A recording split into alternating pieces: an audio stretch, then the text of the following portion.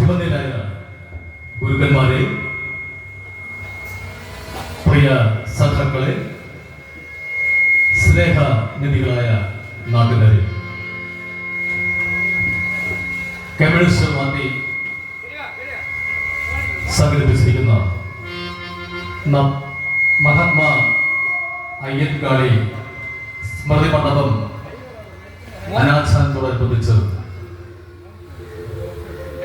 ഞങ്ങൾക്കൊരു ചെറിയ കഥാപ്രസംഗ പരിപാടി മഹാത്മാ അയ്യൻകാളിയുടെ നാമധേയത്തിലുള്ള ഒരു കഥാപ്രസംഗ പരിപാടിക്ക് അവസരം ഒരുക്കി തന്നതിന് കോവളം ഏരിയ കമ്മിറ്റിക്കും വിശേഷിച്ച ഈ യൂണിറ്റിലെ എല്ലാ CPIM ഭാരവാഹികൾക്കും ഞങ്ങളുടെ പേരുള്ള നന്ദിയും കടപ്പാടും ആദ്യമേ അറിയിക്കട്ടെ.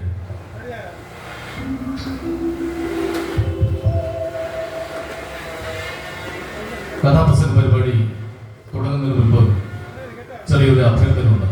കാരണം മഹാത്മാ അയ്യൻകാളി ജനിച്ച സ്ഥലം മൂപ്പാലയ്ക്കടുത്ത് പെരുങ്കാറ്റുപുഴയിലാണ്. തീർച്ചയായും ഈ കഥയ്ക്കുപരി അദ്ദേഹത്തിൻ്റെ ചരിത്രം ഒട്ടനവധി അറിയാവുന്ന ആൾക്കാർ നമുക്കിടയിലുണ്ട്. അതെല്ലാം, ആ ചരിത്രങ്ങളെല്ലാം ചുരുങ്ങിയ സമയത്തിനുള്ളിൽ ഒരു കഥാപ്രസംഗമായി പറയുവാൻ സാധിക്കുകയില്ല. കാരണം ഒരു കഥാപ്രസംഗത്തിന് അതിൻ്റെതായ ചില നടപടികളും സമയക്രമവും പാലിക്കേണ്ടതുണ്ട്. അപ്പോൾ ചുരുങ്ങിയ സമയത്തിനുള്ളിൽ ഇന്ന് അദ്ദേഹത്തിൻ്റെ ആ ചരിത്രം ഒരു ചെറിയ കഥാപ്രസംഗമായി ഇവിടെ അവതരിപ്പിക്കുകയാണ്. ഒരിക്കൽ കൂടി ഈ പരിപാടിക്ക് ഇവിടെ അവസരം നൽകിയ CPIM കോവളം ഏരിയ കമ്മിറ്റിക്കും സംഘടനയിലെ മറ്റെല്ലാ അംഗങ്ങൾക്കും ഒരിക്കൽ കൂടി ഹൃദയംഗമായ രീതിയിൽ നന്ദി അർപ്പിച്ചുകൊണ്ട് ഈ പരിപാടിയിലേക്ക് കടക്കട്ടെ.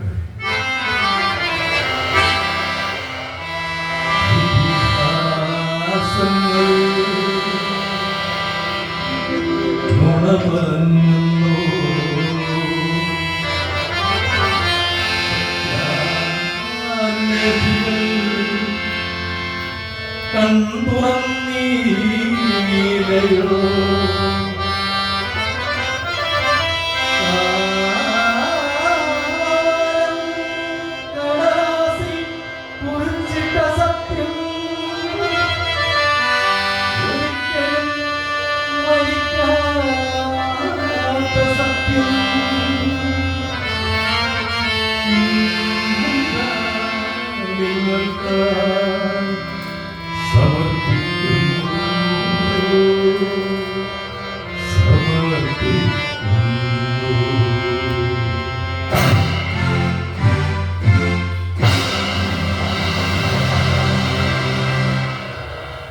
ചരിത്ര സത്യങ്ങൾക്ക് മരണമില്ല.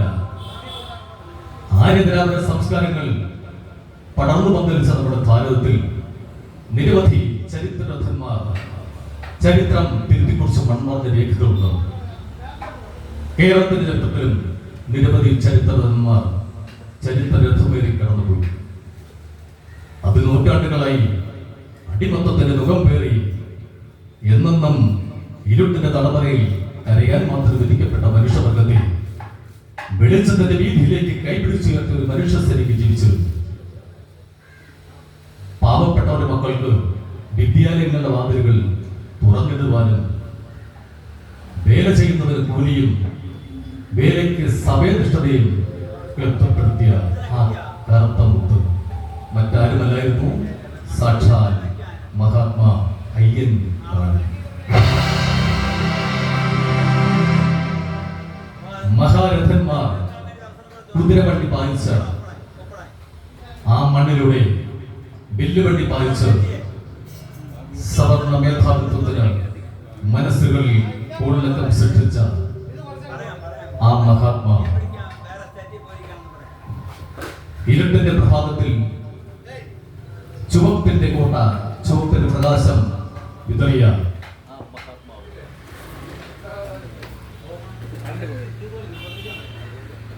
ഹലോ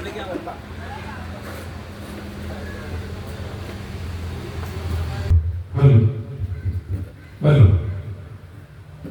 ഹലോ ഹലോ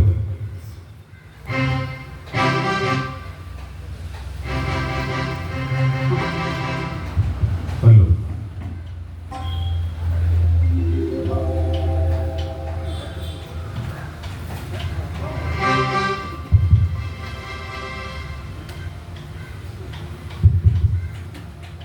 ബലത്തെ ബലം കൊണ്ട് നേരിട്ടാലേ ബലമില്ലാത്തവരുടെയും അതിജീവനം സാധ്യമാകൂ എന്ന് തെളിയിച്ച ആ വീരനായകൻ മഹാത്മാഗാന്ധിയും ശ്രീ നാരായണഗുരുവും ശ്രീ മന്നത്ത് പത്മനാഭനും കുമാരനാശനും ഒക്കെ നെഞ്ചിലേറ്റി ആദരിച്ച അനശ്വരനായ നലയോ മഹാത്മാവേ, അങ്ങേക്ക് പ്രണാമം, പ്രണാമം, കോടി കോടി പ്രണാമം.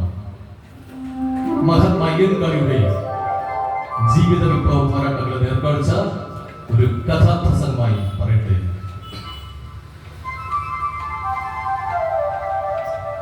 തലസ്ഥാന നഗരിയിൽ നിന്നും 13 കിലോമീറ്റർ തെക്ക്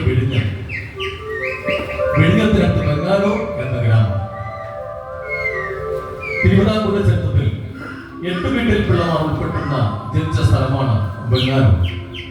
അങ്ങനെ പണ്ട് മുതൽക്കേ ബംഗാലൂരും പ്രസിദ്ധമാണ്. ബംഗാലൂരും പരിസരങ്ങളുമായി വള്ളവരാജവംശ സന്തതി പരമ്പരയിൽ ഉൾപ്പെടുന്ന കുറേയേറെ പുലയർ താമസിച്ചിരുന്നു. അതിൽ പെരിങ്ങാറ്റുവിള പ്ലാവറത്തറ എന്ന പുലയർ തറവാട്ടിൽ 1863 ഓഗസ്റ്റ് 28-ാം തീയതി അയ്യന്റെയും മാലയുടെയും മൂത്ത പുത്രനായി അവിട്ടം നക്ഷത്രത്തിൽ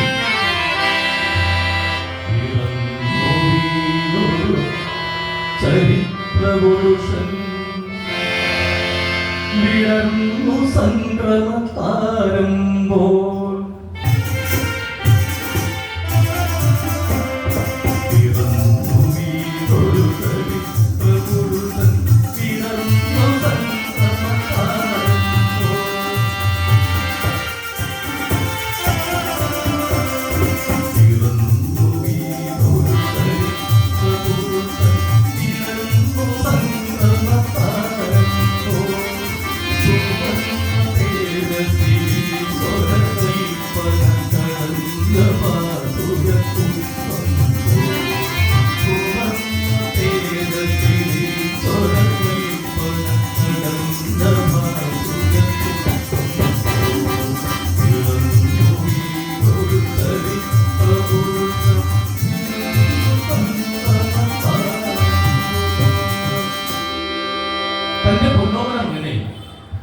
അയ്യനും മാലയും ചേർന്ന് കാളി എന്ന് പേരിട്ടു.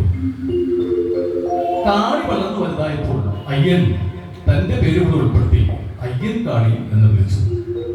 പക്ഷേ കാലം അദ്ദേഹത്തെ മഹാത്മാ അയ്യൻകാളി എന്നാക്കി മാറ്റി. എന്നാൽ അയ്യൻകാളി മഹാത്മാ അയ്യൻകാളിയായി മാറിയത് വെറും കഥയല്ല, ചരിത്ര കഥ, ജ്വലിക്കുന്ന വിപ്ലവ കഥ.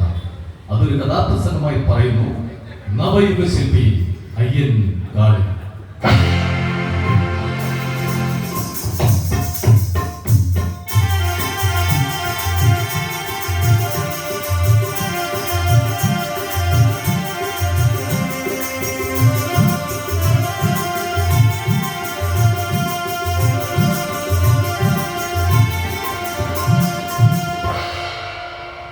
നവയുഗ ശില്പി അയ്യൻ കാളി.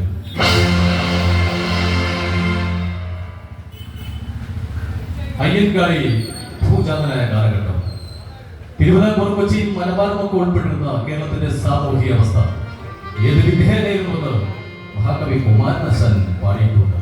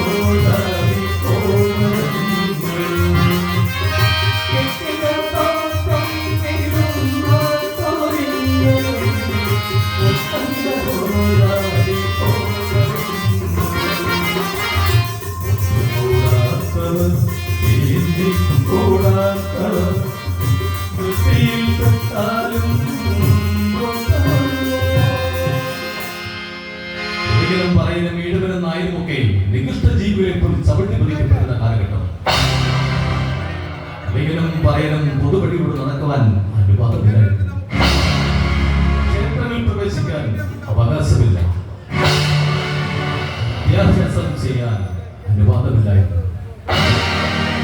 എന്തിനേറെ പറയുന്നു, മാറമറയ്ക്കുവാൻ പോലും അവകാശമില്ലായിരുന്ന കാലഘട്ടം.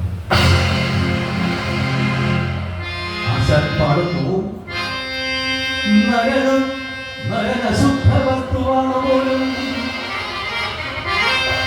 നരകം നരനശുദ്ധ വസ്തുവാണ് പോലും, ഈ ധരയിൽ നടപ്പതു നീണ്ടതാണ് പോലും, ഈ ധരയിൽ നടപ്പതു നീണ്ടതാണ് പോലും, നരകമിടാണു ഹന്ത നഷ്ടം, നരകമിടാണു ഹന്ത നഷ്ടം, ഇങ്ങനെ വല്ല നാടുമുണ്ടോ,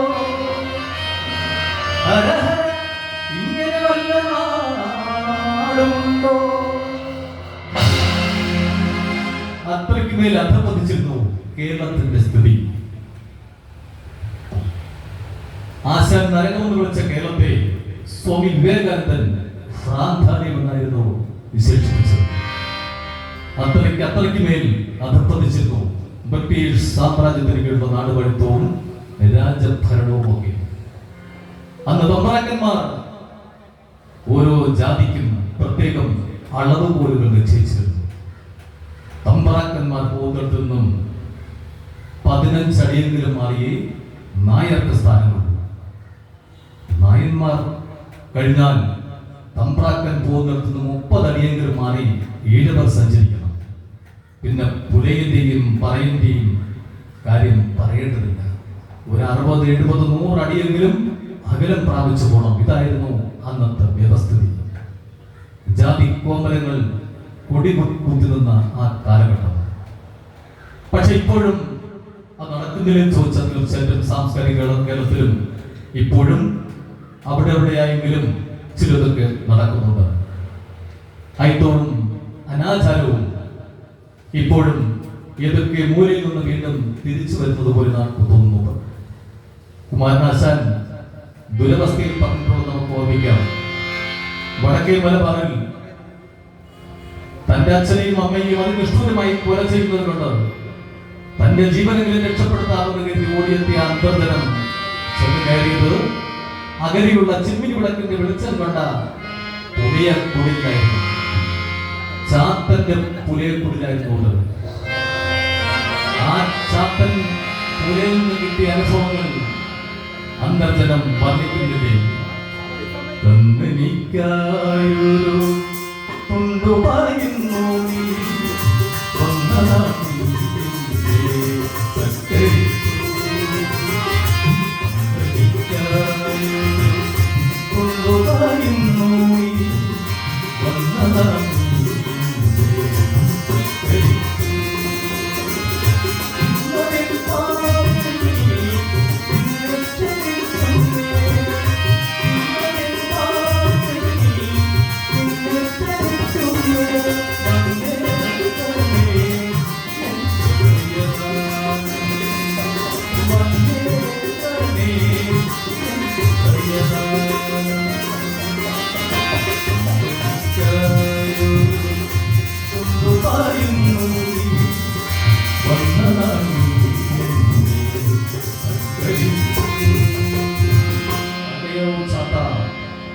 ഞാൻ വന്ന നാൾ മുതൽ നീ കിടന്ന ആ പാഴ്പുണ്ണിൽ തൊട്ട് നീ എന്നെ കാവലായി അതിന് പുറത്ത് കിടക്കും.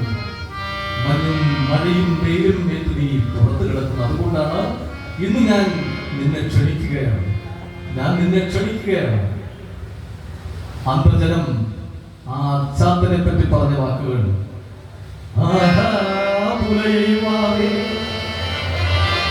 ബുദ്ധിയും ശക്തിയും ചാരിത്ര്യവും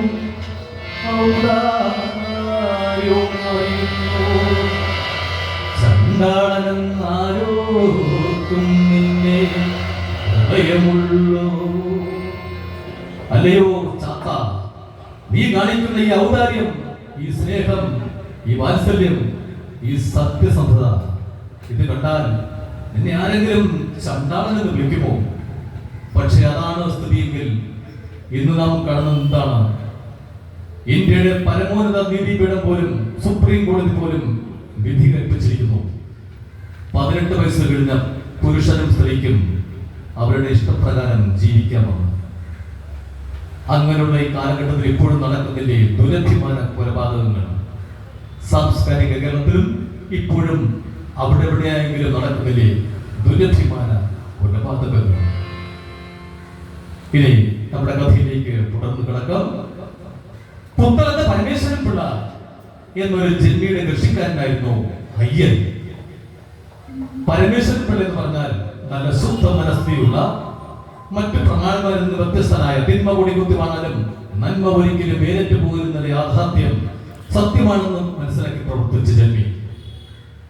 പക്ഷേ ഏക്കർ കണക്കിന് വനഭൂമി വെട്ടിത്തെളിച്ച് അയ്യൻ പരമേശ്വരൻ പിള്ളയ്ക്ക് കൃഷിക്ക് അനുയോജ്യമാക്കി നൽകിയിരുന്നു.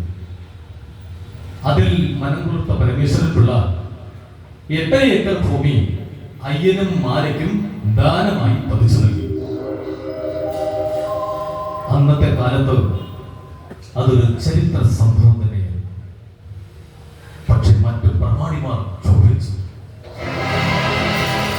ഈ പരമേശ്വരൻ പിള്ളയ്ക്ക് എന്താ ഭ്രാന്ത് പിടിച്ചോ? ഹൃദയനും പുലർച്ചയ്ക്കും ഭൂമിദാനമായി കൊടുത്തിരിക്കുന്നു. ആരാ അനുവാദം കൊടുത്തത്? അടിയാളനെ ഭൂമിക്ക് അവകാശിയാക്കിയിരിക്കുന്നു. ഈ പരമേശ്വരൻ പിള്ളയ്ക്ക് എന്താ സംഭവിച്ചത്? അരിശം മുത്തവർ പരമേശ്വരൻ പിള്ളയുടെ വീട്ടിലേക്ക് പാഞ്ഞെത്തി, പരമേശ്വരൻ പിള്ളയെ അങ്ങ് എന്തായി കാട്ടിയത്?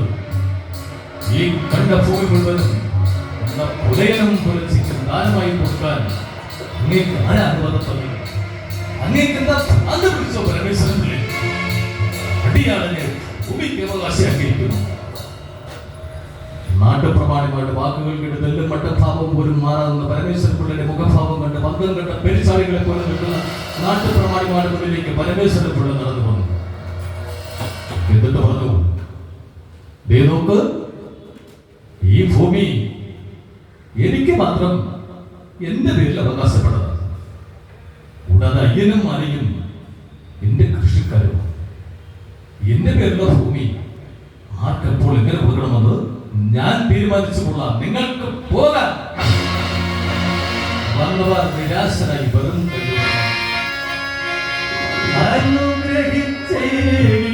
ഭൂമി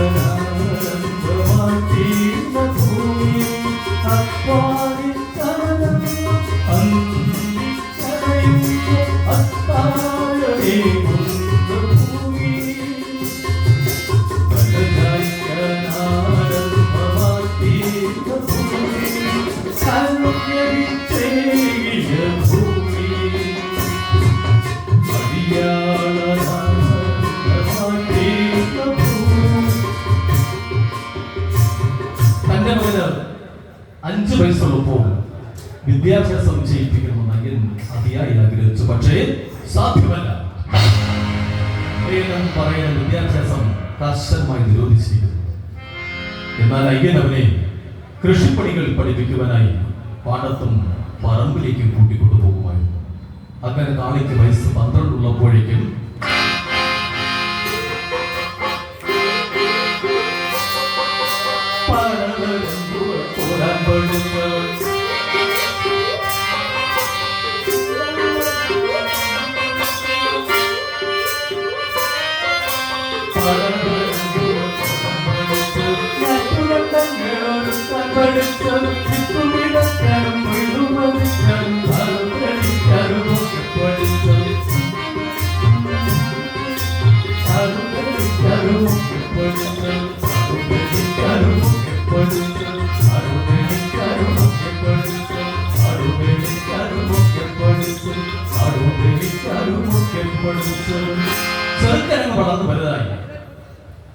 ഏകദേശം 15 വയസ്സായി.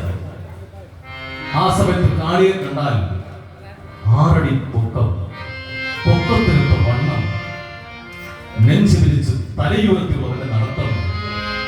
ആരെങ്കിലും പ്രത്യേകിച്ച് സവർണ ജാതിക്കാരിൽ അവരൊരു നോട്ടപ്പുള്ളി തന്നെയായിരുന്നു. ഒരു തിരുവോണ ദിവസം ഒരു സംഭവം ഉണ്ടായി. കാളി തന്റെ കൂട്ടുകാരുമൊത്ത് പന്ത് കളിക്കുന്നതിനിടയിൽ കാളി ആഞ്ഞടിച്ച ഒരു പന്ത് അടുത്തുള്ള പ്രമാണിയുടെ ഊരൽ പതിച്ചു.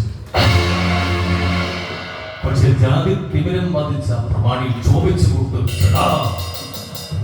പയനും ഒക്കെ കളിച്ച് ഞങ്ങളുടെ കുട്ടികളടുത്ത് കളിക്കാനും വളർന്നിരിക്കുന്നു. കളിച്ചതും പോരാഞ്ഞ് പന്തടിച്ചെന്റെ ഉലമേല് വിട്ടിരിക്കുന്നു. കയ്യൻ കളിയുടെ മുഖത്ത് നോക്കി കൈ ചൂണ്ടിക്കൊണ്ട് ആഘോഷിച്ചു. നിന്റെയൊക്കെ തന്തയുടെ മകനുള്ള ഈ പുരിടം നേരിൽ നിന്നേക്ക് കണ്ടുപോയാൽ കടന്നു പോയതാ പുലയ തെണ്ടി. കാളി നെഞ്ചു വെച്ച് തലയുയർത്തി ആ പ്രമാണിയുടെ മുഖത്തേക്ക് നോക്കി അയാൾ നടുങ്ങിപ്പോയി. വെട്ടിയിട്ട വാഴത്തട പോലെ ആ പ്രമാണിയുടെ കൈ താഴേക്കപ്പെടുന്നു. കാളി നടന്നുവരെ വീട്ടിലെത്തി. പക്ഷേ അയ്യൻ ഇതറിഞ്ഞിരിക്കുന്നു. കാളി വീട്ടിനുള്ളിലേക്ക് കാലെടുത്ത് വെച്ചതും അയ്യൻ അലറി പട്ടി എന്ത് ഭാവിച്ചാണ് തമ്പ്രാക്കന്മാരോട് കോപിച്ചത്? തമ്പ്രാക്കന്മാരോട് കോപിച്ചാൽ ഇവിടെ കിടന്ന് പോർക്കാൻ അനുവദിക്കുമോടാ ദ്രോഹി? നീ ഒരക്ഷരം വേണ്ടി പോകരുത്, കടന്നു പോടാ തെറ്റി. ബഹളം കേട്ട് അകത്തൊന്നും മാല പുറത്തേക്ക് വന്നു. എന്തിനാ മനുഷ്യ നിങ്ങൾ ഈ കിടന്ന് ബഹളം വയ്ക്കുന്നത്? കേറി പോടി അകത്തേക്ക്. എന്നെയും കൊണ്ട് ഞാനും ഈ വീട്ടിൽ കെട്ടി തൂങ്ങി ചാടും. എന്നെ കൂടാതെ വീണ്ടും എനിക്ക് ആരെണ്ണമുണ്ടാ, അതിനേക്ക് ഞാൻ വളർത്തിയെടുത്തുകൊള്ളാം. നീ കിടന്നിട്ട് പോടാ ദ്രോഹി.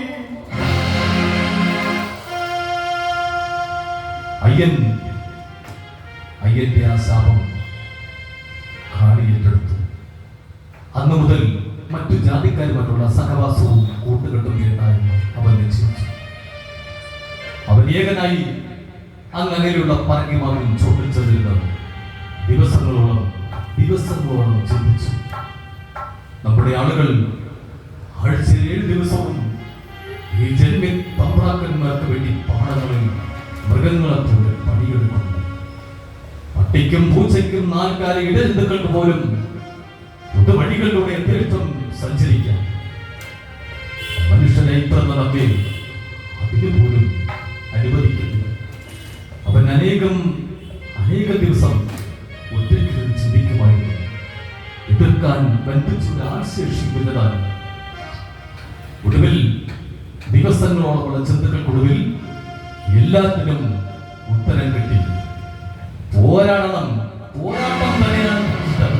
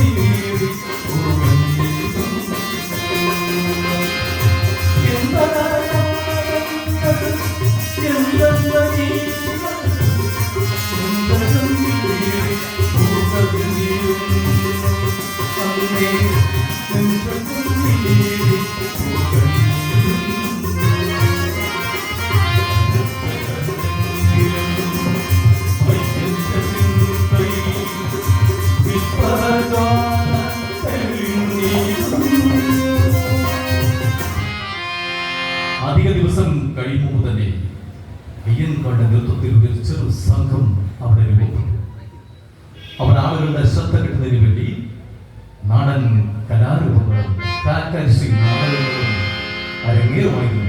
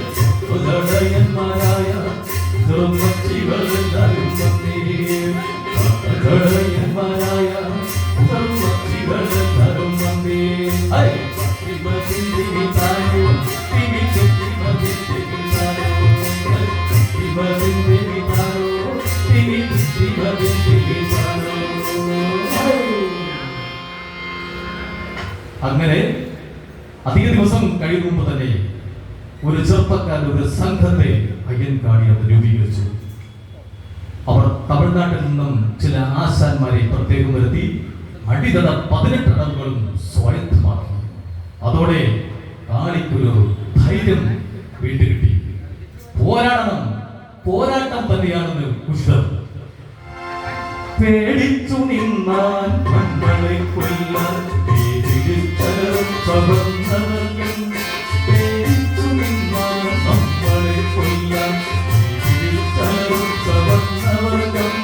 പോരാടണം ചോരത്തിൽ പറന്ന പോരാടണം ചോര വീഴ്ത്തണം പോരാടണം ചോരത്തിൽ പറന്ന പോരാടണം ചോര വീഴ്ത്തണം പോരാടണം ചോര വീഴ്ത്തണം പോരാടണം ചോര വീഴ്ത്തണം. ഒരുപക്ഷെ കേരളം കണ്ട വിപ്ലവ സംഘത്തിന്റെ ആദ്യ വിപ്ലവാഹ്വാനം എത്താൻ വരുന്ന പോത്തിനോട് വേദമോദിട്ട് കാര്യമില്ല. പോരാടണം ചോര വീഴ്ത്തണം പോരാടണം ചോര വീഴ്ത്തണം പോരാടണം ചോര വീഴ്ത്തണം പോരാടണം ചോര വീഴ്ത്തണം പോരാടണം ചോര വീഴ്ത്തണം പോരാടണം ചോര വീഴ്ത്തണം. തന്റെ മകൻ ചെറുപ്പത്തിൽ വഴിതെറ്റി പോകുമോ എന്ന ആശങ്കയിൽ കാളിയുടെ 25ാമത്തെ വയസ്സിൽ വീട്ടുകാർ വിവാഹാലോചന നടത്തി. മഞ്ചാൻകുടിയിലുള്ള ചെല്ലമ്മ എന്നൊരു സുന്ദരി പെണ്ണിനെ കാളി തന്റെ വധുവായി സ്വീകരിച്ചു. ബംഗാളിൽ തന്നെ സ്വന്തമായിട്ടുള്ള തൊഴിലിടത്തിൽ ഒരു വീടും പണിത് അവിടെ താമസമാണ്. 1892 പെട്ടെന്നൊരു ദിവസം അതാ ബംഗാളൂർ തെരുവീതിയിലൂടെ ഒരു വില്ലുവണ്ടി കടന്നു പോകുന്നു. രാജാവോ ദിവാനോ സായിപ്പോ ആണെന്ന് കരുതി ആളുകൾ അത് കാണാൻ പക്ഷേ അവർ നടുങ്ങിപ്പോയി. ആ വില്ലുവണ്ടി വായിക്കുന്നത് മറ്റാരുമല്ലായിരുന്നു, സാക്ഷാൽ ഉലയനായ അയ്യൻ കാളി.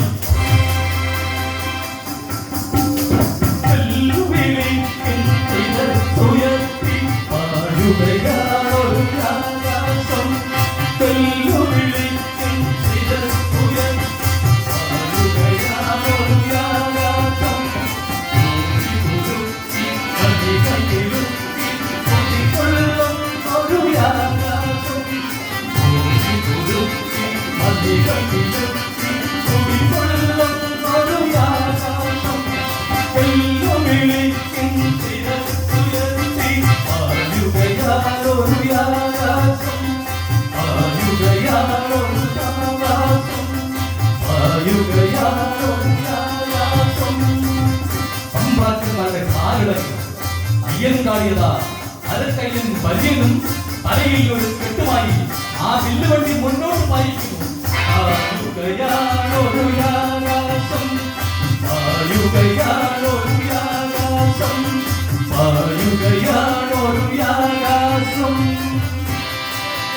ആ വെല്ലുവിളി കലിയൂർ ജംഗ്ഷനിലെത്തിയപ്പോൾ ഒരു കൂട്ടം പ്രമാണിമാർ അയ്യൻകാളി വഴിതടഞ്ഞു. നിർത്തടാതിന്റെ വണ്ടി, നിർത്തടാതിന്റെ തലപ്പാവും മേൽമുണ്ടും.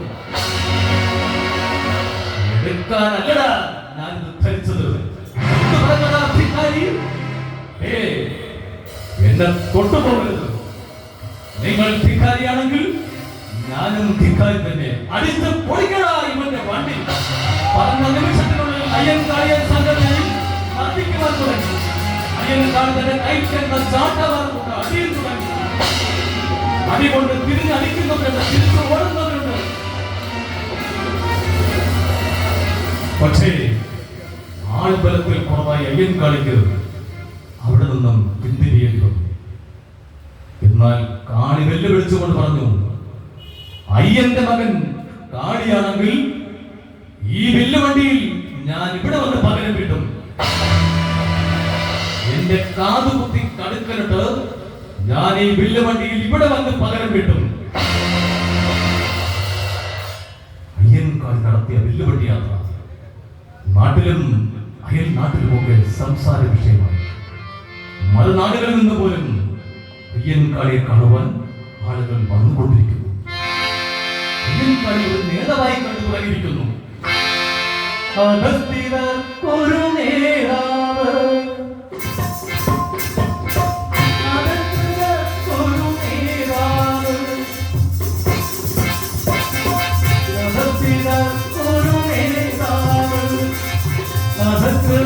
ഒരു നേതാവ്, അടിമകൾ തിന്നു തന്നുകൾ ഒരു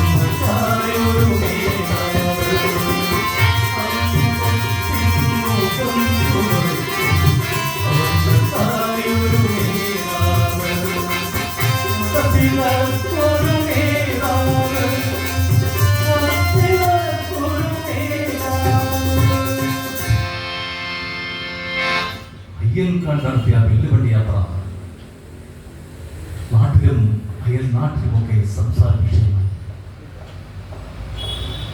അയ്യൻകാളിയുടെ വെല്ലുവണ്ടി യാത്ര, ആ ഒച്ചയുള്ള കാളകളുടെ മണിശബ്ദം പിന്നെ അങ്ങോട്ടുള്ള ദിവസങ്ങളിൽ തമ്പ്രാക്കന്മാരുടെ ഉറക്കം കിടത്തിയെങ്കിൽ ആ കാളകളുടെ മണിശബ്ദം പാവപ്പെട്ടവന്റെ ഉയർത്തെഴുന്നേൽപ്പിന്റെ സുദിനങ്ങളായിരുന്നു. ഈ സമയത്താണ് അറിയുന്നത്, ആറാലുമൂട് ചന്തയിൽ സാധനങ്ങൾ വിൽക്കുവാൻ പോയ പുലേരെയും പറയരെയും അവിടുത്തെ ചട്ടമ്പിമാർ വഴി തടയുന്നുവെന്ന്. ആദ്യ നിമിഷത്തെ അയ്യൻകാളി ആ വെല്ലുവണ്ടിയിൽ അവൻ മാറ്റി. പിന്നെ അവിടെ നടന്നത് ഇരു വിഭാഗങ്ങളും തമ്മിൽ അതിരൂക്ഷമായ അയ്യൻകാളിയും സംഘവും അടിച്ചു മുന്നേറുന്നു. അയ്യൻകാളി കല്ലിൽ ചാട്ടവാറുള്ള അടിയിൽ തുടങ്ങി. പരിശീലനം അയ്യൻകാളി പടയാള അടിച്ചു മുന്നേറുന്നു. അടികൊണ്ട് നിലത്ത് വീഴുന്നവരുണ്ട്, തിരിഞ്ഞു ഓടുന്നവരുണ്ട്. അയ്യൻകാളി തന്റെ മാലോകരെല്ലാം വിളിച്ചു ചേർത്തു. പ്രിയ മാലോകരെ, ഈ വൻമലകൾ പോലും വെട്ടി നിർത്തി സമതലങ്ങളാക്കി അവിടെ പൊന്നു വിളയിക്കുന്നവരാണ് നമ്മൾ. മനുഷ്യരായി പിറന്ന നമ്മെ വഴിയോടെ നടക്കുവാൻ പോലും ഇപ്പോൾ അനുവദിക്കുന്നില്ല. നമ്മുടെ കുട്ടികളെ വിദ്യാഭ്യാസം ചെയ്യാൻ അനുവദിക്കുന്നില്ല. പട്ടിക്കും പൂച്ചയ്ക്കും നാൽക്കാലി ഇഴജന്തുക്കൾക്ക് പോലും ഈ പെരുവഴിയിലൂടെ അഭ്യർത്ഥം സഞ്ചരിക്കാം. പക്ഷേ മനുഷ്യരായി പിറന്ന നമ്മെ ഇതിന് പോലും ഇക്കൂട്ടാൻ അനുവദിക്കുന്നില്ല. അതുകൊണ്ട് ഇതിനെതിരെ ഒരു പദയാത്ര നടത്തുവാൻ നാം തീരുമാനിച്ചിരിക്കുന്നു. സഞ്ചാര സ്വാതന്ത്ര്യത്തിന് വേണ്ടിയുള്ള ആ പദയാത്ര അയ്യൻകാളിയുടെ നേതൃത്വത്തിൽ ബംഗാളിൽ നിന്നും ആരംഭിച്ചു. കണ്ടില്ലേ, ആ വെല്ലുവണ്ടിയിൽ അയ്യൻകാളി മുൻപേ നയിക്കുന്നു. തൊട്ടു പിന്നാലെ സന്നദ്ധ സംഘങ്ങളും. ഭൂമിയിൽ സ്വതന്ത്രമായി വഴി നടക്കുവാൻ വേണ്ടി കൈകൊള്ളുന്ന ഒരു ജനതയുടെ ആ തിരമ്പലുകളാണ് കാണുന്നത്.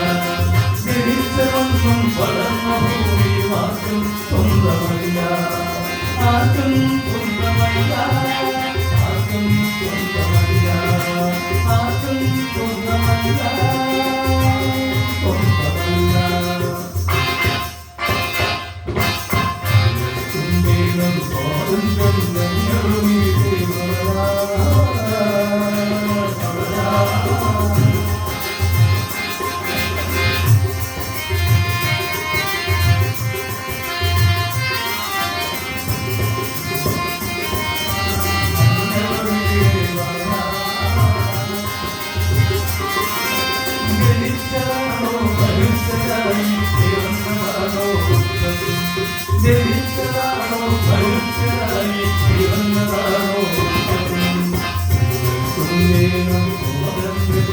ഞങ്ങളും ഇവിടെ ജനിച്ചതാണോ മനുഷ്യനായി പിറന്നതാണോ ദുഃഖം ജനിച്ചതാണോ മനുഷ്യനായി പിറന്നതാണോ ദുഃഖം ഞങ്ങളും ഇവിടെ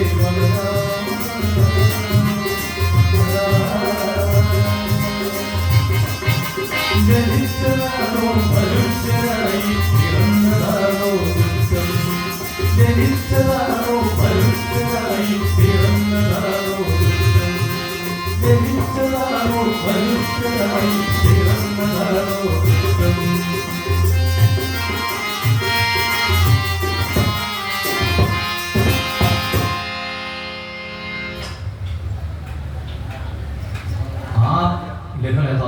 ആ വില്ലുവണ്ടി ബാലരാപുരം ചാലിയാർ തെരുവിലെത്തിയപ്പോൾ അന്തരീക്ഷമാകെ മാറി. ഇനി ഒരടി പോലും മുന്നോട്ട് നടക്കാൻ സാധിക്കില്ല എന്ന് പറഞ്ഞിട്ട് അയ്യൻകാളി സംഘത്തെ വഴി നടന്നു. അയ്യൻകാളി പറഞ്ഞു, എന്റെ തോക്കിൽ ജീവനുള്ള കാലം ഇത് നിങ്ങളെ കൊണ്ട് തടയാൻ സാധ്യമല്ല എന്ന് പറഞ്ഞുകൊണ്ട് ആ വില്ലുവണ്ടി മുന്നോട്ട് പായിച്ചു. അവിടെ കരുതലുടൻ ചട്ടമ്പിമാർ അയ്യൻകാളിയെ സംഘത്തെ മാറ്റിക്കാൻ അതിരൂക്ഷമായ സംഘടന പരിശീലനം ശ്രമിച്ച അയ്യൻകാളി പടയുമറ അടിച്ച് മുന്നേറുന്നു. സംഘടനം അതിരൂക്ഷമായി. ആ ലഹള അവിടെ കൊണ്ട് മാത്രമൊന്നുമില്ല, തിരുവിതാംകൂറിന്റെ നാനാ ഭാഗങ്ങളിലും ബാധിച്ചു. കാവാലം കടക്കുന്ന കണിയാപുരം നെയ്യാറ്റിൻകര പാറശാല കാട്ടാപ്പുഴ നീര് എല്ലാ സ്ഥലങ്ങളിലും ബാധിച്ചു. അവിടെയെല്ലാം അയ്യൻകാളി സംഭവമെത്തി. അതിനെല്ലാം നേരിട്ടു. അവരുടെ കുടിലുകൾ പോലും കത്തിച്ച് ചാമ്പലാക്കി. അവരുടെ കുടിലുകൾ കത്തിയെറിഞ്ഞു. അവരുടെ കുടിലുകൾ കീറിയെറിഞ്ഞു. അവരുടെ കുടിലുകൾ കത്തിയെറിഞ്ഞു. അവരുടെ കുടിലുകൾ കീറിയെറിഞ്ഞു. അവരുടെ പാവം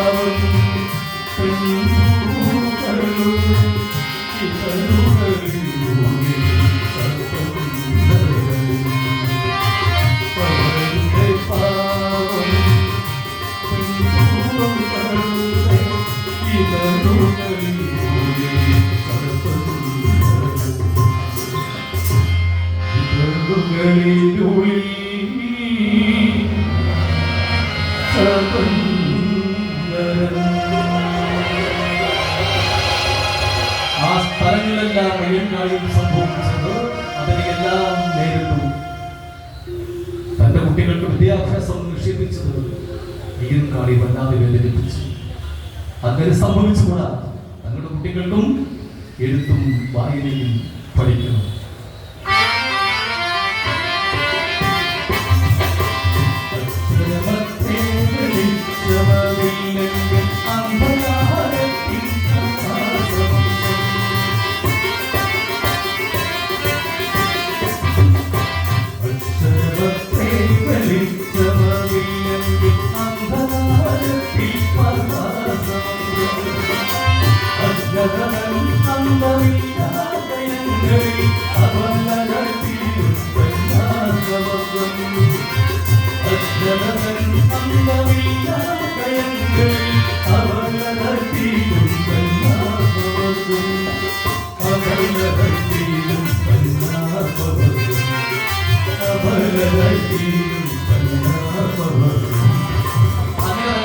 വിദ്യാഭ്യാസം ചെയ്യിപ്പിക്കുന്നതിന് വേണ്ടി വെങ്ങാനൂർ തന്നെ സ്വന്തമായിട്ട് പുരീടത്തിന് ഒരു ഓരഷ്ടപ്പെടുത്ത് ഒരു കുടിപ്പള്ളിക്കുളം സ്ഥാപിച്ചു.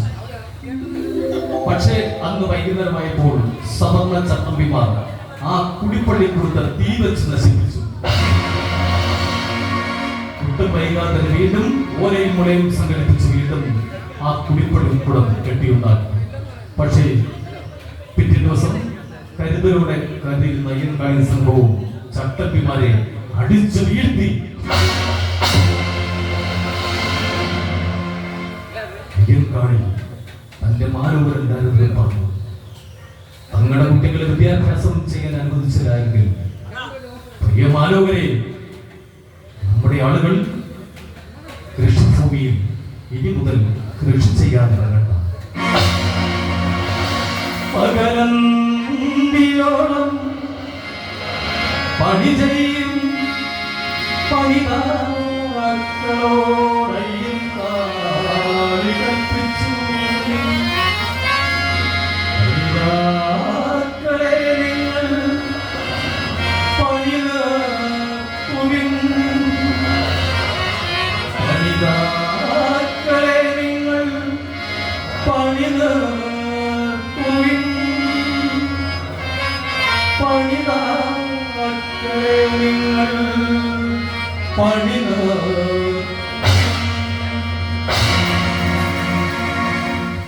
തങ്ങളുടെ കുട്ടികളെ വിദ്യാഭ്യാസം ചെയ്യാൻ അനുവദിച്ചില്ലെങ്കിൽ തമ്പ്രാക്കന്മാരുടെ പാടങ്ങളിൽ ഇനി മുതൽ നമ്മുടെ ആളുകൾ കൃഷി ചെയ്യാൻ ഇറങ്ങണ്ട എന്ന് അയ്യൻകാളി കൽപ്പിച്ചു. അത് തങ്ങളുടെ മാതാപിതാക്കൾ പണി ചെയ്യുന്ന ആ കൃഷിയിടത്തിൽ നിന്ന് തുടങ്ങാമെന്ന് പറഞ്ഞ് അയ്യൻ പണി ചെയ്തുകൊണ്ടിരുന്ന ആ കൃഷിയിടത്തിലെത്തി അവരോടെല്ലാമായി പറഞ്ഞു, പണി നിർത്താൻ. അയ്യൻ ഇത് കേൾക്കാത്ത മതി. പകലോരത്തമിക്കാൻ ഇനിയും സമയമുണ്ട് കൂട്ടരെ, പണിയെടുപ്പി, പണിയെടുപ്പി. നേരത്തിനും കാലത്തിനും വിത്തെറിഞ്ഞു വേണം വിളവെടുക്കാൻ. പണിയെടുപ്പി കൂട്ടരെ, പണിയെടുപ്പി. പണി നിർത്തുവാനാണ് പറയുന്നത്. അയ്യൻ ഒരു പിടി മണ്ണുവാരി തന്റെ നെഞ്ചോട് ചേർത്ത് പറഞ്ഞു, എടാ മക്കളെ, ഇത് നമ്മുടെ മണ്ണാണത്. നമ്മുടെ അപ്പനമ്മമാർ തലമുറകളായി കൊയ്തു കൂട്ടിയ മണ്ണാണതായത്. ഈ മണ്ണിൽ പണിയെടുക്കണ്ടായിരുന്നു നീയാണോ ഈ കൽപ്പിക്കുന്നത്?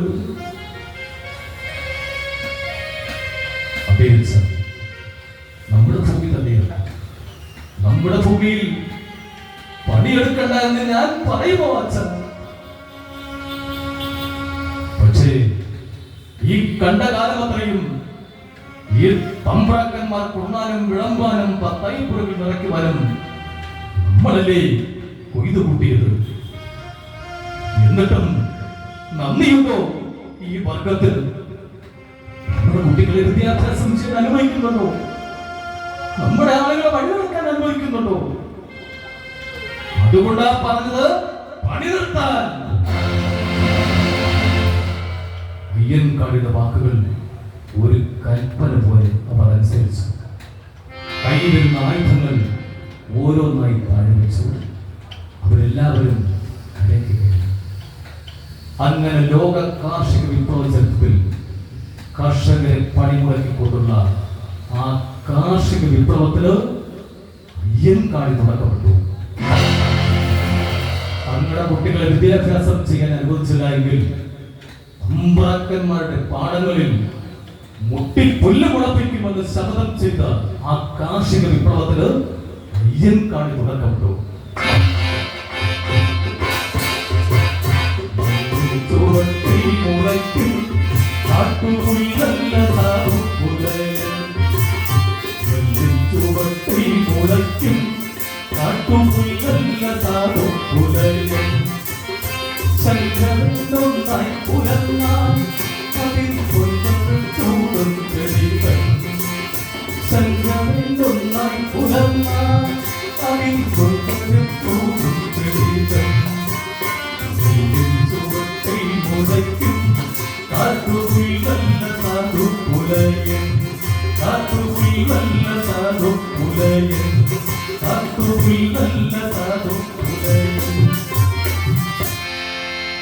അപ്രാക്കന്മാരുടെ പാടങ്ങളെല്ലാം കരിഞ്ഞുണങ്ങാൻ തുടങ്ങി. ഇതിനിടയിൽ തങ്ങളുടെ പാടങ്ങളെല്ലാം തങ്ങൾ തന്നെ കൃഷി ഇറക്കും കൊയ്യും എന്ന് പറഞ്ഞുകൊണ്ട് ചിലരൊക്കെ കൃഷി ചെയ്യുവാനും പറഞ്ഞു. വിത്തെറിഞ്ഞു. പക്ഷേ നട്ട ഞാറിന് ഒന്നിനു പോലും ഒരു മുള വന്ന് കണ്ടില്ല. അതിനൊക്കെ ഇല്ലേ ചില അളവുകളും കാര്യങ്ങളൊക്കെ. പിന്നെ ആ ചേറിന്റെ മണവും രുചിയും ചൊറിച്ചിലും ഒക്കെ ഒന്ന് അനുഭവപ്പെട്ടപ്പോൾ ഇത് തങ്ങളെ കൊണ്ട് പറ്റുന്ന പണിയല്ല എന്ന് പറഞ്ഞുകൊണ്ട് ഓരോരുത്തരായി അവർ കരയ്ക്കേറി. അല്ലെങ്കിലും തിന്ന് മാത്രം ശീലമുള്ള ഇവരെ കൊണ്ടാകുമോ ഇതിനൊക്കെ? പാടങ്ങളെല്ലാം കരിഞ്ഞുണങ്ങി തുടങ്ങി. പാവപ്പെട്ട ആളുകൾ നെട്ടോട്ടം പോയി, പട്ടിണിയും പെരുവഴിയുമായി.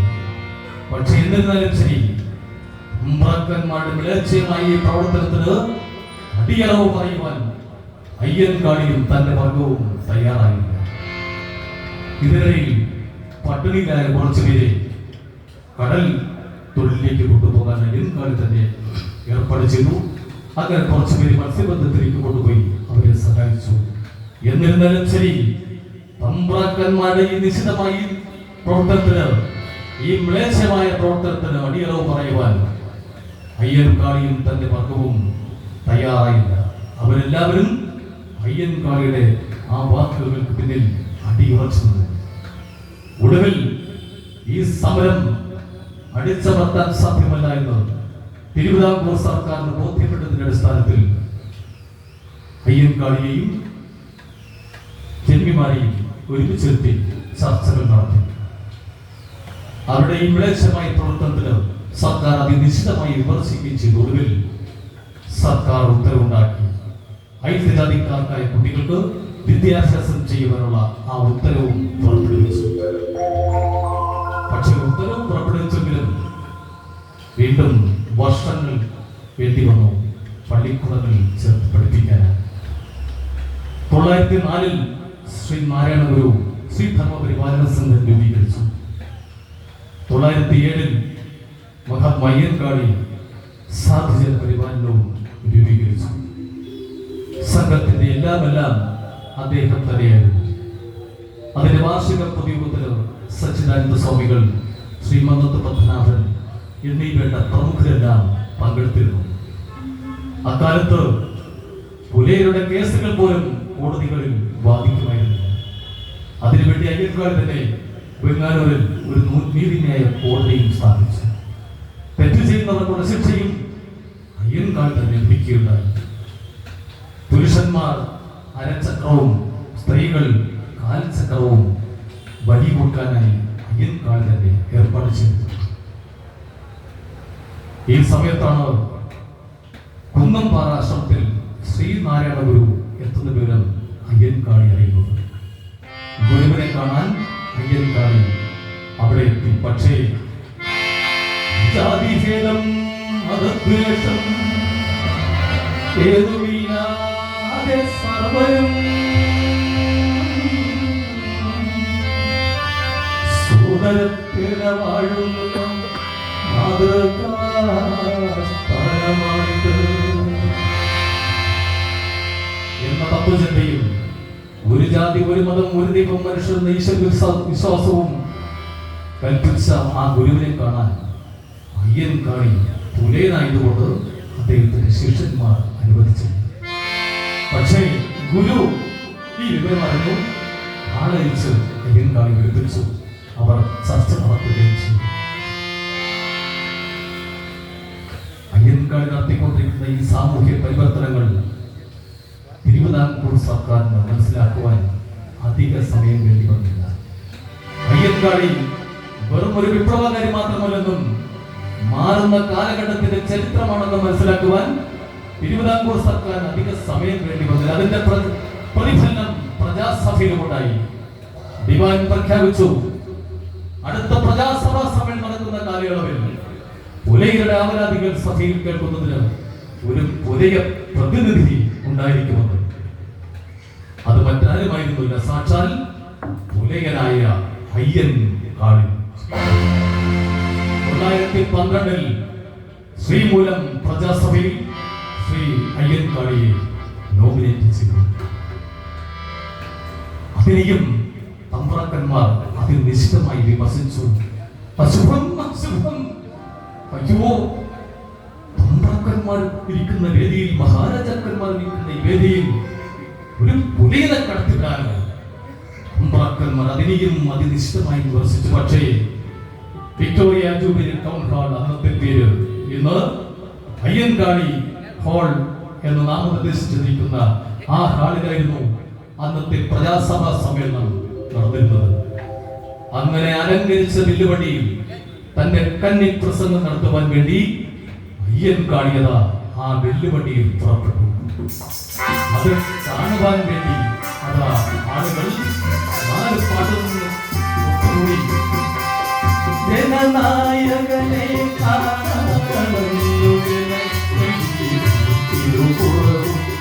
ജനനായകനെ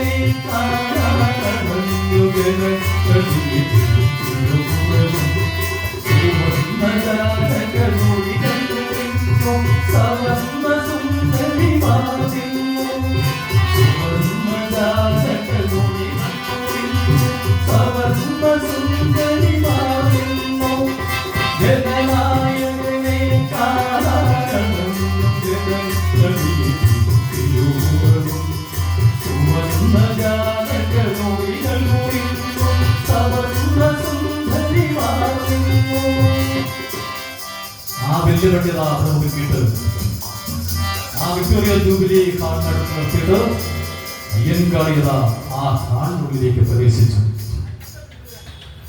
നിരക്ഷനായ അയ്യൻകാളിയുടെ ആ കന്നി പ്രസംഗം കേൾക്കുവാൻ ആ സഭത ഒന്നടങ്കം കാതോർത്തിരിക്കുന്നു. അയ്യൻകാളി തന്റെ കന്നി പ്രസംഗം നടത്തുവാൻ വേണ്ടി അതാ എഴുന്നേറ്റു. A pin drop silent. ആ സഭ ഒന്നടങ്കം അതാ കാതോർത്തു. സഭയിൽ അയ്യൻകാളിയത ആവശ്യപ്പെടുന്നു.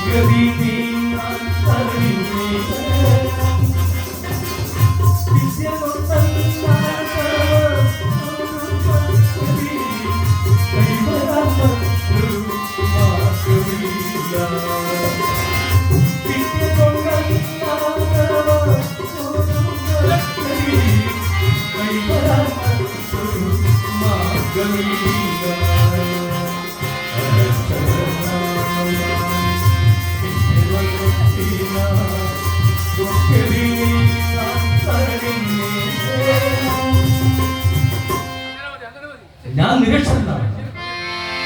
പക്ഷേ എന്റെ കുട്ടികൾക്ക് വിദ്യാഭ്യാസം വേണം. എന്റെ കുട്ടികൾക്ക് വിദ്യാഭ്യാസം നേടാൻ കഴിയാത്തതുകൊണ്ടുള്ള കഷ്ടനഷ്ടങ്ങൾ ഞാൻ കാണുന്നുണ്ട്.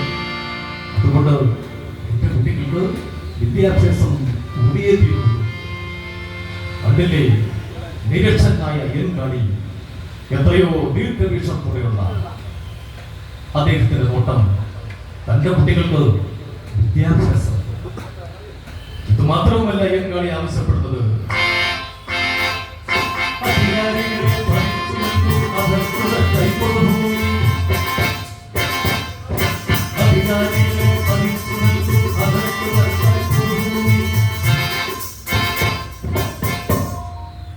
പാവപ്പെട്ടവർക്ക് പൊതുവൻ ഭൂമികൾ പതിച്ചു കൊടുക്കണമെന്ന് അയ്യൻകാളി ആവശ്യപ്പെടുന്നു.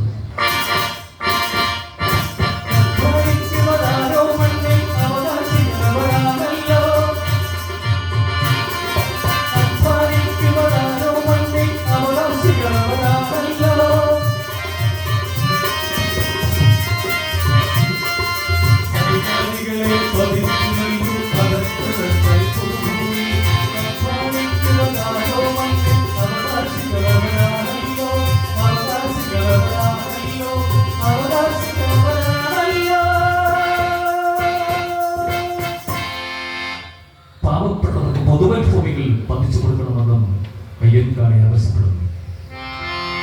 അങ്ങനെ നെയ്യാറ്റിൻകരയിലും നെടുമങ്ങാടും 300 ഏക്കർ വീതം പൊതുവൻ ഭൂമി പാവപ്പെട്ടവർക്ക് പതിച്ചു നൽകിയത്. പ്രിയമുള്ളവരെ, ആ നിരക്ഷനായിരുന്ന അയ്യൻകാളി ആ പ്രജാസഭയിൽ ചോദിച്ചത് തന്റെ കുട്ടികൾക്ക് വിദ്യാഭ്യാസം വേണം, 10 BA-ക്കാരെങ്കിലും സൃഷ്ടിക്കണം. പക്ഷേ 10 അല്ല 100-ലധികം BA-ക്കാരെങ്കിലും അദ്ദേഹം കണ്ടതാണ്. പക്ഷേ അത് വെച്ചുകൊണ്ട് അധികാരം കിട്ടി. വളർന്ന് വലിയവരായ ആ സമൂഹത്തിലുള്ളവർ പോലും ഇന്നും പാവപ്പെട്ടവരെ തിരിഞ്ഞു നോക്കാത്ത അവസ്ഥയുമാണ്. നമ്മൾ കാണുന്നില്ലേ ഇന്നത്തെ പ്രജാസഭയിൽ ബിഎയും ബിരുദാനന്തര ബിരുദവും നേടിയെത്തുവാൻ നമ്മുടെ ആവരാധികൾ കേൾക്കാൻ പറയുവാൻ വേണ്ടി ഇന്നും നമ്മുടെ പ്രജാസഭയിലെത്തുന്നത്. പക്ഷേ അയ്യൻകാളിയുടെ ആ ദീർഘവീക്ഷണത്തിലുള്ള ഏതെങ്കിലും ഒരംശമെങ്കിലും ഇന്ന് പ്രവർത്തിക്കുന്നുണ്ടോ? ഇല്ല. ഒരു മാസത്തെ പ്രജാസഭ സമ്മേളനം കഴിഞ്ഞ് വീട്ടിൽ വന്ന് വിശ്രമിക്കുന്ന സമയത്താണ് അറിയുന്നത് നെടുമങ്ങാട് ചന്തയിൽ സാധനങ്ങൾ വിൽക്കുവാൻ പോയ പുലയരെയും പറയരെയും അവിടുത്തെ ചട്ടമ്പിമാർ വഴി തടയുന്നുവെന്ന്. അറിഞ്ഞ നിമിഷം തന്നെ അയ്യൻകാളി സംഘവും നേരെ നെടുമങ്ങാട് ചന്തയിലേക്ക് പാഞ്ഞെത്തി. തന്റെ വില്ലുവണ്ടിയിൽ നിന്നും ചാടിയിറങ്ങി കയ്യിൽ കരുതുന്ന കടാര വലിച്ചൂരി കയ്യിലെടുത്തു. ഇവിടെ ആർക്കടാ പുലയരെയും പറയരെയും പറയാനുള്ള ചങ്കൂറ്റമുള്ളത്? നടന്നു വരുന്നടാ,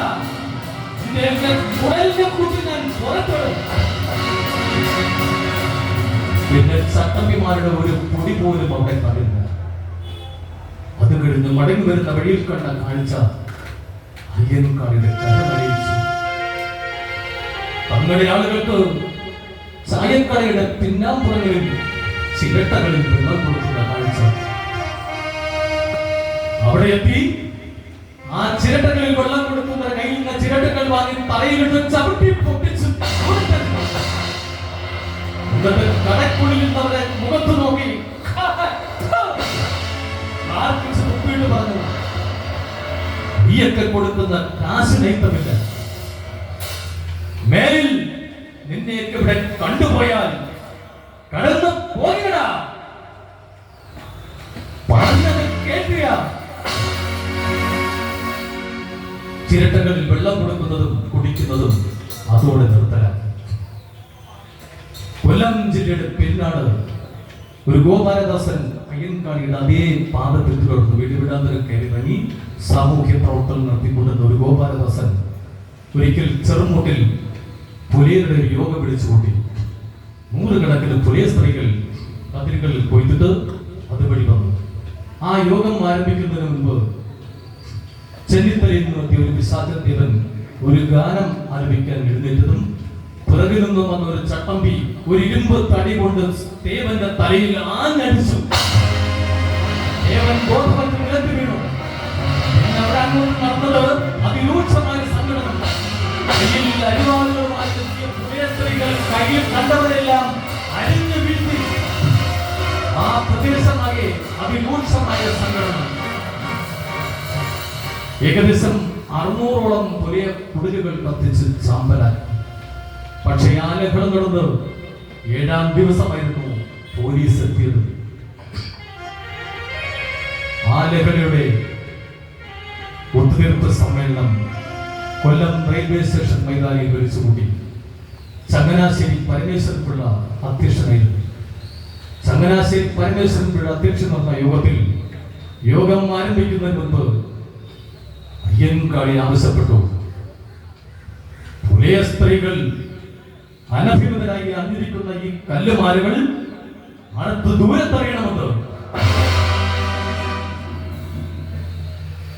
അക്കാലത്ത് പുലിയർക്ക് സ്വർണവും വെള്ളിയും ചെമ്പുമൊക്കെ നിഷേധമായിരുന്നു. കല്ലുകൊണ്ടുള്ള മാല ധരിക്കണം, ഇരുമ്പ് കൊണ്ടുള്ള വള ധരിക്കണം, മുട്ടിന് താഴെ വസ്ത്രം വരാൻ പാടില്ല, മാറ് പറിക്കുവാൻ പാടില്ല. എന്താണ്? സ്ത്രീത്വത്തെ അപമാനിക്കുന്നതിനും അധിക്ഷേപിക്കുന്നതിനു വേണ്ടി തമ്പ്രാക്കന്മാർ മെനഞ്ഞെടുത്ത ഒരു തന്ത്രമായിരുന്നു അതൊക്കെ. അതുകൊണ്ടാണ് അയ്യൻകാളി പറഞ്ഞത്, ഈ യോഗം ആരംഭിക്കുന്നതിന് മുൻപ് പുലയ സ്ത്രീകൾ ഈ അണിഞ്ഞിരിക്കുന്ന കല്ലമാലകൾ അറുത്തറിയുന്നതിന് യോഗം സമ്മതം കൊള്ളണമെന്ന്. അത് കേട്ട ഉടൻ തന്നെ ചങ്ങനാശ്ശേരി പരമേശ്വരൻപിള്ള പറഞ്ഞു, മിസ്റ്റർ അയ്യൻകാളി ആവശ്യപ്പെട്ടതുപോലെ പുലയ സ്ത്രീകൾ അണിഞ്ഞിരിക്കുന്ന കല്ലുമാലകൾ അറുത്തെറിയുന്നതിന് യോഗം പൂർണ്ണമായും സമ്മതം മൂടിയിരിക്കുന്നു.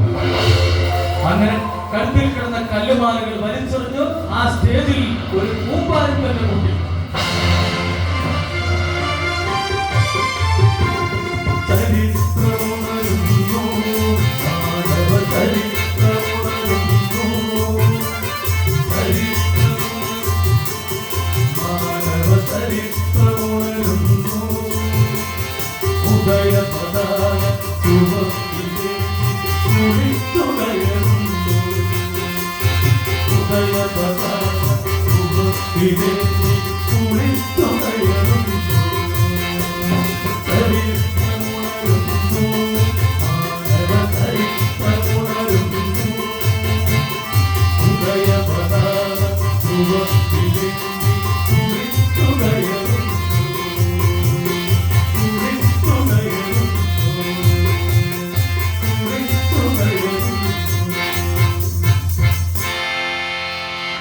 അങ്ങനെ കല്ലുമാല ധരിക്കുന്ന ചടങ്ങും അതോടെ നിർത്തലാക്കി.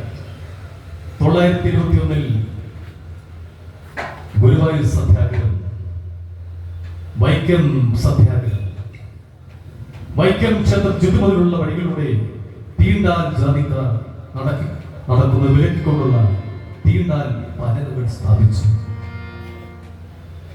ഇതിനകം തന്നെ പ്രജാസഭയിൽ അതിനുവേണ്ടിയുള്ള വിമർശനങ്ങളും ചർച്ചകളും ഒക്കെ തുടക്കപ്പെട്ടു. ക്ഷേത്രപ്രവേശനത്തിന് വേണ്ടിയുള്ള ചർച്ചകൾക്ക് തുടക്കപ്പെട്ടു. പക്ഷേ ആ ചർച്ചകൾക്ക് തുടക്കപ്പെട്ട ആശാനെയും സി കേശവനെയും അന്ന് നാട് കടത്താൻ വരെ ദിവൻ രാഘവേന്ദ്ര തീരുമാനമെടുത്തിരുന്നു. ആ തീണ്ടാൽ പലകകൾ ലംഘിച്ച് വിലക്ക് ലംഘിച്ച് വഴി നടന്ന ചാത്തൻ കുഞ്ഞാപ്പിയെയും ഈഴവനായ ശങ്കരനെയും ബാഹുലിനെയും ഒക്കെ അന്നത്തെ സവർണ ചട്ടമ്പിമാർ തല്ലിച്ചതച്ച് ജയിലിലാക്കി. വിലക്ക് ലംഘിച്ച് വഴി നടന്ന അന്നത്തെ ആളുകളെ അടുത്തുള്ള കുളത്തിലെന്ന ചരിത്രം വരെയുണ്ട്. ഇന്ന് വൈക്കം KSRTC ബസ് സ്റ്റാൻഡ് സ്ഥിതി ചെയ്യുന്നത് അവിടെയായിരുന്നു. ദളവാക്കുളം എന്ന് കേട്ട സ്ഥലമായിരുന്നു അത്. മനുഷ്യൻ സൃഷ്ടിച്ച ദൈവത്തിനെ കാണാൻ മനുഷ്യന് പോലും അവകാശമില്ലാത്ത, മനുഷ്യരെ സൃഷ്ടിച്ച ദൈവത്തെ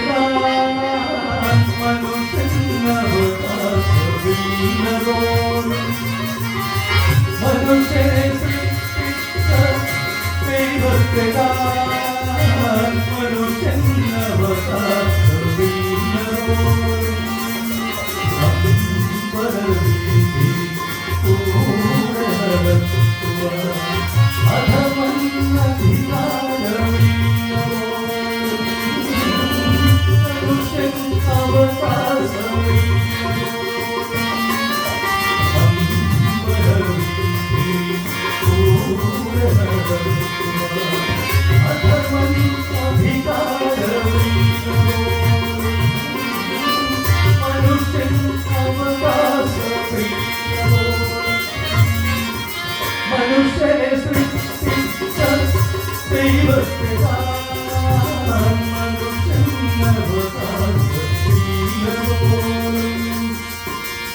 ഒടുവിൽ വൈക്കം സത്യാഗ്രഹം ഗാന്ധിജിയുടെ ശ്രദ്ധയിലെത്തി. ഗാന്ധിജി വൈക്കം സത്യാഗ്രഹത്തിൽ പങ്കെടുക്കുവാൻ ഗാന്ധിജി എത്തിയോടുകൂടി വൈക്കം സത്യാഗ്രഹവും ആഗോള ശ്രദ്ധയിലാണ്. ഒടുവിൽ അവിടുത്തെ മേധാവികളുമായി നടത്തിയ സന്ധി സംഭാഷണത്തിൽ ആ ക്ഷേത്രത്തിന്റെ ഒരു ഭാഗം തുറന്നു കൊടുക്കാനായി സമ്മതം കൂടി. അത് കഴിഞ്ഞ് ഗുരുവായൂർ സത്യാഗ്രഹം കൂടി ആരംഭിച്ചതോടെ ഈ രണ്ട് സത്യാഗ്രഹങ്ങളും ക്ഷേത്രപ്രവേശനത്തിന് വേണ്ടിയുള്ള സമരങ്ങളായി മാറി. പക്ഷേ ഇതിനകം തന്നെ പുലയരിൽ നല്ലൊരു വിഭാഗം ക്രിസ്തു മതത്തിലേക്ക് പരിവർത്തനം ചെയ്തു. കാരണം അവിടെ പാവപ്പെട്ടവരെ മനുഷ്യരായി കണക്കാക്കുന്നു. ഹിന്ദുത്വ മേധാവികൾ പാവപ്പെട്ടവരെ മൃഗങ്ങളായി കണക്കാക്കുന്നു. SNDP യോഗം ഈഴവരോട് ആഹ്വാനം ചെയ്തു ക്രിസ്തു മതത്തിലേക്ക് പരിവർത്തനം ചെയ്യാൻ. അങ്ങനെ നേരത്തെ താലൂക്കിലെ സമൂഹം കൊണ്ട് ഈഴവർ മുഴുവനും ക്രിസ്തു മതത്തിലേക്ക് പരിവർത്തനം ചെയ്തു. സ്കൂൾ വിദ്യാഭ്യാസം എല്ലാവർക്കും പ്രഖ്യാപിച്ചു. പക്ഷേ ആ വിദ്യാഭ്യാസം ഉത്തരവ് നടപ്പിലാക്കുവാൻ ചെന്ന ആ ഉത്തരവ് കൊണ്ടുവന്ന ജീപ്പിനെ പോലും സവർണ മേധാവികൾ കത്തിച്ച് ചാമ്പലാക്കി. അതിനെതിരെ പ്രതിഷേധിച്ചുകൊണ്ട് 8 വയസ്സുള്ള പഞ്ചമി എന്ന കുട്ടിയെ കൈപിടിച്ചുകൊണ്ട് അയ്യൻകാളി നെയ്യാറ്റിൻകര താലൂക്കിലെ ഊരുട്ടമ്പൽ പ്രവർത്തിക്കുന്ന ആ സർക്കാർ പള്ളിക്കൂടത്തിലെത്തി. മാഷ സാറേ, എന്റെ കുട്ടി ഇവിടെ പഠിപ്പിക്കുന്നു. സാധ്യമല്ല, ഞാൻ പ്രജാസഭ അംഗമാണ്. നിങ്ങൾ പ്രജാസഭ അംഗമായിരിക്കാം, പക്ഷേ നിങ്ങളുടെ കുട്ടി ഇവിടെ പഠിപ്പിച്ചാൽ മറ്റു കുട്ടികളാരും ഇവിടെ പഠിക്കുകയില്ല. ഹെഡ്മാസ്റ്റർ സാറേ, സാഹിബിന്റെ നിർദ്ദേശത്താൽ സാഹിബ് നടപ്പിലാക്കിയ ഒരു ഉത്തരവുണ്ട്, അതിനെയും അട്ടിമറിക്കാൻ നിങ്ങൾക്ക് സാധ്യമല്ല എന്ന് പറഞ്ഞുകൊണ്ട് അയ്യൻകാളി ആ പഞ്ചമിയെ പിടിച്ച് ക്ലാസ് റൂമിൽ ബലമായി കൊണ്ടിരുത്തി. ഇതറിഞ്ഞുകൊണ്ട് നാട്ടുപ്രമാണിമാരെല്ലാവരും പിന്നെ അവിടെ നടന്ന ഒരു രൂക്ഷമായ സംഘടന. അയ്യൻകാളിയുടെ സംഘവും അവിടുത്തെ ചട്ടമ്പിമാരും അതിരൂക്ഷമായ സംഘടന. ആ സംഘടനത്തിനുള്ളിൽ നാട്ടുപ്രമാണി തന്റെ അനുയായികൾ കൊണ്ടുവന്ന മണ്ണെണ്ണ വാങ്ങി, നാട്ടുപ്രമാണി കൊച്ചപ്പിട്ടുള്ള ആ മണ്ണെണ്ണ വാങ്ങിയ സർക്കാർ സ്കൂളിൽ തീ വച്ച് നശിപ്പിച്ചു.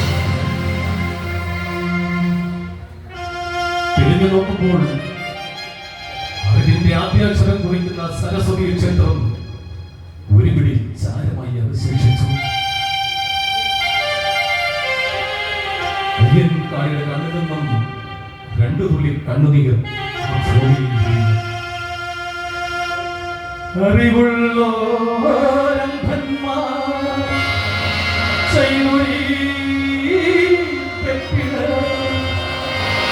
അറിവില്ലാത്തവർ നമ്മൾ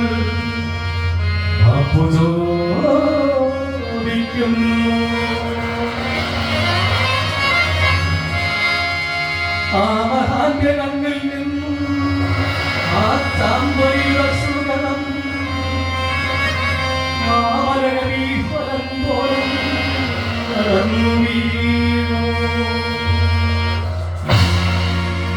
അയ്യൻകാളിയുടെ കണ്ണിൽ നിന്നും 2 തുള്ളി കണ്ണുനീർ ആ ഭൂമിയിൽ വീണു. ഇതിലൊക്കെ പ്രതികാരം ചെയ്യാതടങ്ങുമോ പതിതരെ നിങ്ങൾ തൻ പിന്മുറക്കാരെത്തി ഇതിലൊക്കെ പ്രതികാരവും ചെയ്തു. അധികാരത്തിന്റെ കോട്ടക്കോത്തളങ്ങൾ തല്ലി തകർത്തു. ജന്മത്വം വേരോടെ പിഴുതെറിഞ്ഞു. എന്നിട്ടും മാറ്റി നിൽക്കുന്നു ചിലതൊക്കെയും.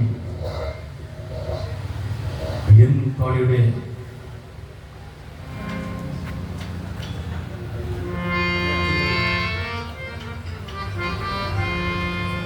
നിന്റെ 20 വർഷത്തെ പ്രജാസഭ പ്രവർത്തനത്തിനൊടുവിൽ 1932 പ്രജാസഭാംഗത്വം രാജിവെച്ചു. ശക്തമായ കാസലോകത്തിന് അടിമപ്പെട്ടു. സമയം വൈകിയതുകൊണ്ട് ഈ കഥ അല്പസമയത്തിനും ചുരുക്കുന്നതാണ്. 1932 പ്രജാസഭാംഗത്വം രാജിവെച്ചു. പക്ഷേ അയ്യൻകാളി നടത്തിക്കൊണ്ടിരിക്കുന്ന ഈ സാമൂഹ്യ പരിവർത്തനങ്ങൾ മഹാത്മാഗാന്ധി അറിയുന്നുണ്ടായിരുന്നു. ഇന്ത്യയുടെ സ്വാതന്ത്ര്യത്തിന് വേണ്ടി സന്ധിയില്ലാ സമരം പ്രഖ്യാപിച്ച മഹാത്മാഗാന്ധി കച്ചവടത്തിന് വേണ്ടി ഇന്ത്യയിൽ കാലുകുത്തിയൊടുവിൽ ഇന്ത്യ രാജ്യം വരെ കൈക്കലാക്കുവാൻ ശ്രമിച്ച ബ്രിട്ടീഷ് കാപാലികന്മാരെ ഇന്ത്യക്ക് പുറത്ത് ക്വിറ്റ് ഇന്ത്യ എന്ന് പ്രഖ്യാപിച്ച മഹാത്മാഗാന്ധി, ആ മഹാത്മാഗാന്ധി അയ്യൻകാളിയെ കാണുവാൻ അയ്യൻകാളിയും മഹാത്മാഗാന്ധിയും 2 ലക്ഷം ഒരു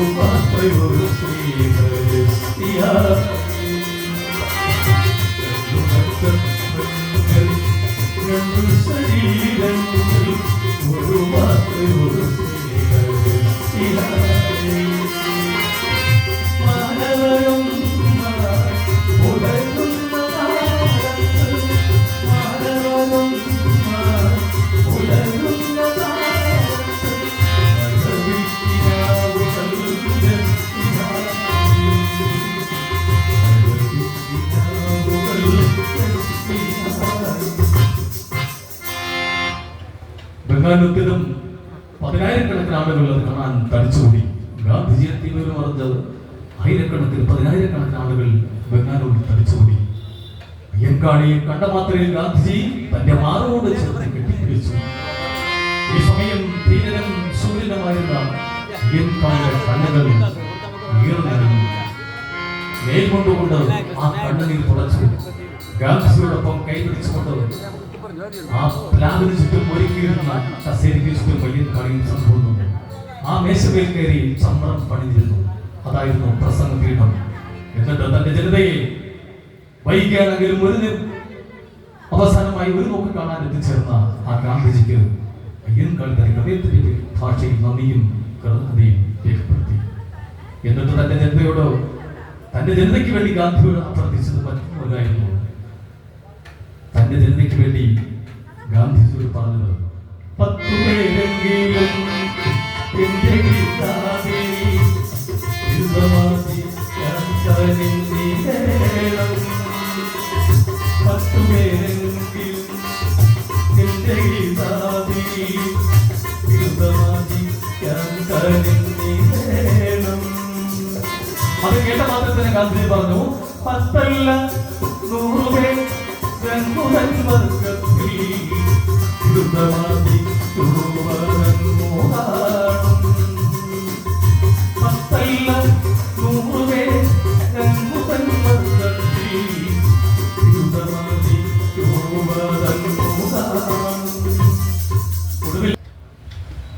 നിങ്ങൾ പകുതി വാത്സല്യത്തിലും പകുതി നേരം പോക്കിലും പുലയ രാജാവെന്ന് വിളിക്കുന്ന അയ്യൻകാളിയിൽ അക്ഷീണനായ ഒരു നേതാവിനെ ഞാൻ കാണുന്നു, ഞാൻ മനസ്സിലാക്കുന്നു. ക്ഷേത്രപ്രവേശന വിളംബരം തന്നെ അതൊരു ഉദാഹരണമാണ്. പക്ഷെ അതിലൂടെ എല്ലാം സാധിച്ചെന്ന് ഞാൻ പറയുന്നില്ല. അസ്പർശതയെ ഇന്ത്യ രാജ്യത്തു നിന്നും പൂർണ്ണമായും പൊളിച്ചു മാറ്റുന്നത് നിങ്ങൾക്ക് കിട്ടിയ ഈ ശാരീരിക വിമോചനം ആത്മാവിൻ്റെ കൂടെയുള്ള വിമോചനമായിരിക്കും. ഹൃദയ വിശാലതയോടെ ക്ഷേത്രങ്ങളിൽ പ്രവേശിക്കുക. ഇതായിരുന്നു ഗാന്ധിജി അയ്യൻകാളിയോട് പറഞ്ഞു. അവിടെ കൂടി നിന്ന് ജനങ്ങളോട് മൊത്തം പറഞ്ഞു. തന്റെ അവസാനത്തെ നാളുകളിൽ വീണ്ടും വീണ്ടും തന്റെ ജനതയ്ക്ക് വേണ്ടി പ്രവർത്തിക്കണമെന്നോ അയ്യൻകാളിക്ക് ആഗ്രഹമുണ്ട്. പക്ഷേ വളരെ ചെറുപ്പത്തിൽ തന്നെ ശക്തമായ കാസരോഗത്തിന് അടിമപ്പെട്ടു. ഒടുവിൽ 941 ജൂൺ മാസം 18-ാം തീയതി ആ യുഗപുരുഷൻ, പാവപ്പെട്ടവന്റെ പടത്തലവൻ, എന്നെന്നും ഇരുട്ടുനാളുകളിൽ കരയാൻ മാത്രം വിധിക്കപ്പെട്ട ആ പാവപ്പെട്ടവന്റെ നേതാവ് എന്നേക്കുമായി ഈ ലോകത്തോട് വിട പറഞ്ഞു. ആയിരക്കണക്കിന് ആളുകൾ അദ്ദേഹത്തിന്റെ മരണവിട പറഞ്ഞ് ബംഗാളൂരിൽ തടിച്ചുകൂടി. ചില വാവിട്ട അമ്മമാർ വാവിട്ട് നിലവിളിക്കുന്നുണ്ടായിരുന്നു, എങ്ങൾക്ക് ഇനി ആരുമില്ലേ, എങ്ങളെ ഉടയ തമ്പുരാൻ പോയേ, എങ്ങളെ ഉടയ തമ്പുരാൻ പോയേ. ചില അമ്മമാർ വാവിട്ട് നിലവിളിക്കുന്നുണ്ടായിരുന്നു. ആ യുഗപുരുഷൻ കാലയവനികയ്ക്ക് പിന്നിലും മറന്നുവെങ്കിലും യുഗശില്പിയായെന്നും ചരിത്രത്തിൽ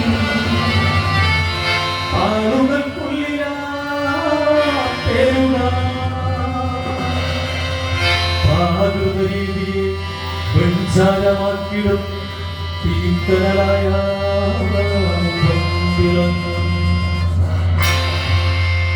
നവയുഗശില്പി അയ്യൻകാളി ഇവിടെ പൂർണ്ണമായി.